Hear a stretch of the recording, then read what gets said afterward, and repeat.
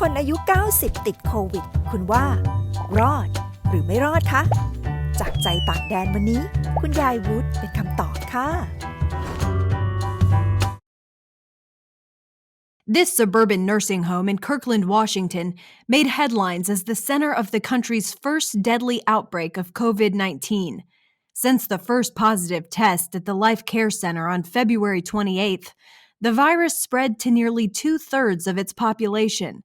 Geneva Wood spent much of the winter there, recovering from a stroke. Just days before she was supposed to go home, COVID-19 put the facility on lockdown. 3 days later, Wood spiked a fever. I didn't know that I had the virus until I had the virus. I had no symptoms of it before.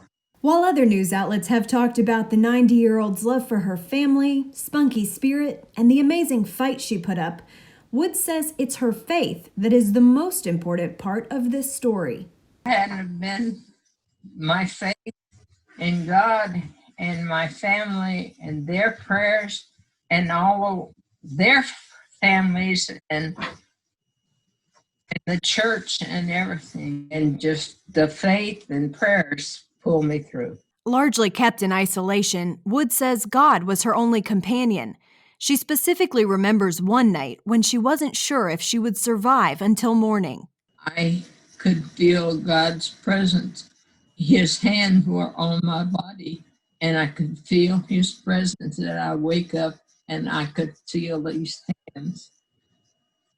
And I went back to sleep. And through the night, as I wake up, I couldn't see His face, but I could feel His hands. And I knew He was with me.